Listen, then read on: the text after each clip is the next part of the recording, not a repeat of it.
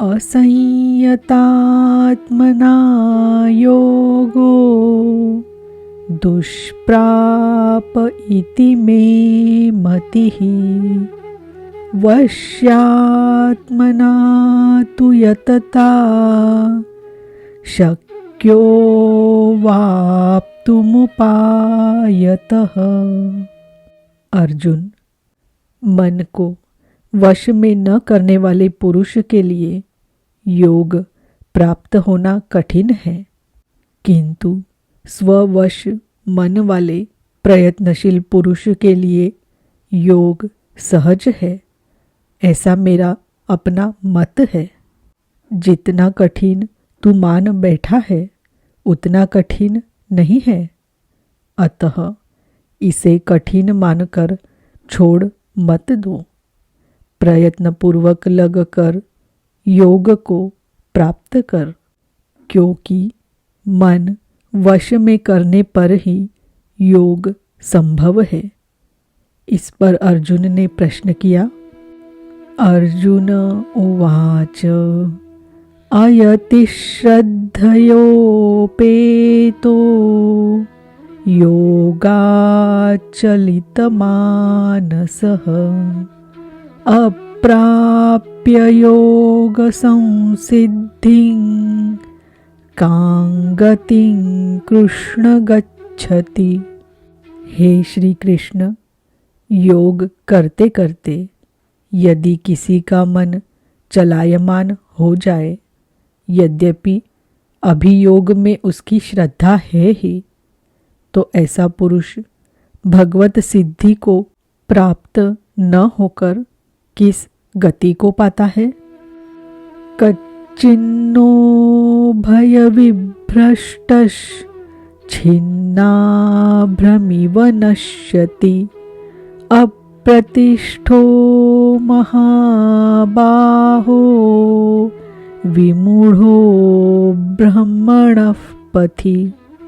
महाबाहो श्री कृष्ण, भगवत प्राप्ति के मार्ग से विचलित हुआ वह मोहित पुरुष छिन्न भिन्न बादल की भांति दोनों ओर से नष्ट भ्रष्ट तो नहीं हो जाता। छोटी सी बदली आकाश में छाए तो वह न बरस पाती है, न लौटकर मेघों से ही मिल पाती है, बल्कि हवा के झोंकों से देखते देखते नष्ट प्राय हो जाती है। इसी प्रकार शिथिल प्रयत्न वाला, कुछ काल तक साधना करके स्थगित करने वाला नष्ट तो नहीं हो जाता। वह न आप में प्रवेश कर सका और न भोग ही भोग पाया। उसकी कौन सी गति होती है? एतन्मे संशयं कृष्ण छेत्तुमर्हस्य शेषतः त्वदन्यः संशयस्यास्य छेत्ता न युपपद्यते। हे श्री कृष्ण, मेरे इस संशय को संपूर्णता से मिटाने के लिए आप ही सक्षम हैं। आपके अतिरिक्त दूसरा कोई इस संशय को मिटाने वाला मिलना संभव नहीं है। इस पर योगेश्वर श्री कृष्ण ने कहा। श्री भगवानुवाच पार्थ नैवेह नामुत्र विनाशस्तस्य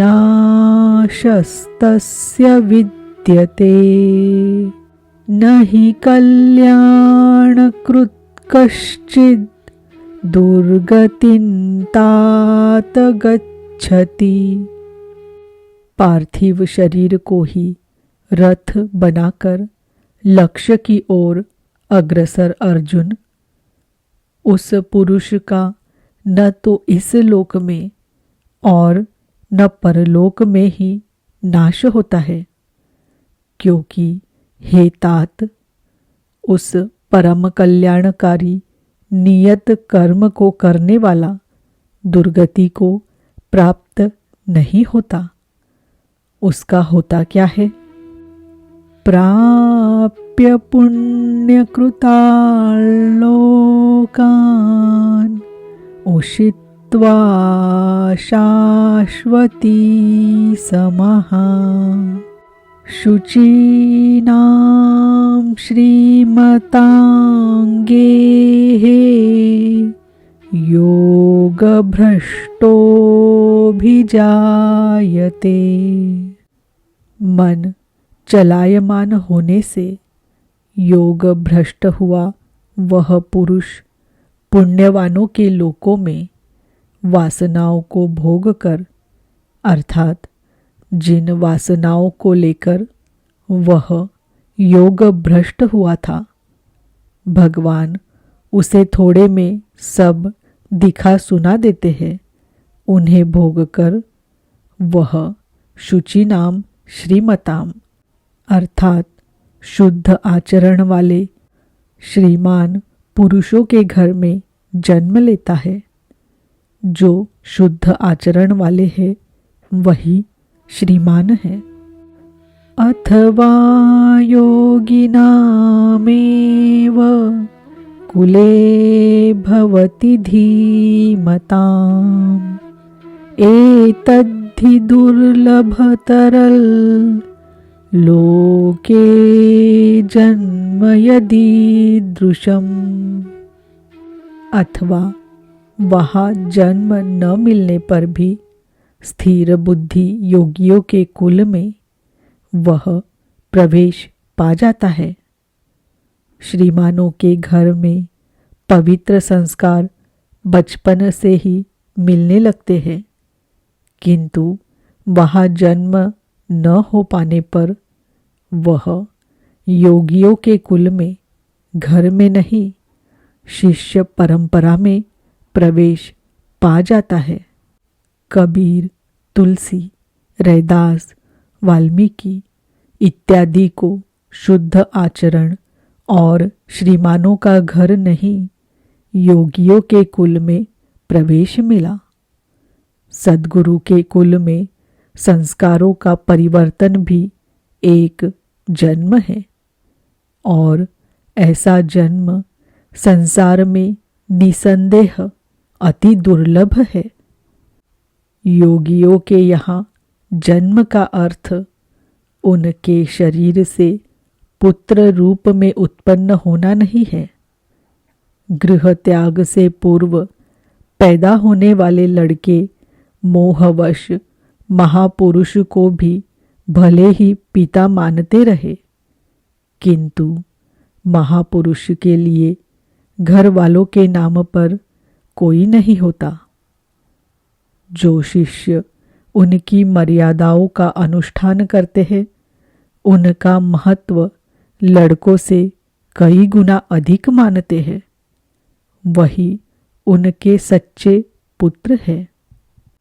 जो योग के संस्कारों से युक्त नहीं है, उन्हें महापुरुष नहीं अपनाते। पूज्य महाराज जी यदि साधु बनाते तो हजारों विरक्त उनके शिष्य होते, किंतु उन्होंने किसी को किराया भाड़ा देकर, किसी के घर सूचना भेजकर, पत्र भेजकर, समझा बुझाकर सबको उनके घर लौटा दिया। बहुत लोग हठ करने लगे तो उन्हें अपशकुन हो, भीतर से मना हो कि इसमें साधु बनने का एक भी लक्षण नहीं है, इसे रखने में भलाई नहीं है, यह पार नहीं होगा। निराश होकर दो एक ने पहाड़ से गिरकर अपनी जान भी दे दी, किंतु महाराज जी ने उन्हें अपने यहाँ नहीं रखा। बाद में पता चलने पर बोले, जानत रहे हो कि बड़ा विकल है, लेकिन ये सोचते कि सच हूँ के मरी जाई तो रख ही लेते। एक ठो पतिते रहत और का होत। ममत्व उनमें भी विकट था, फिर भी नहीं रखा। 6-7 को जिनके लिए आदेश हुआ कि आज एक योग भ्रष्ट आ रहा है, जन्म जन्म से भटका हुआ चला आ रहा है, इस नाम और इस रूप का कोई आने वाला है, उसे रखो, ब्रह्म विद्या का उपदेश करो, उसे आगे बढ़ाओ। केवल उन्हीं को रखा।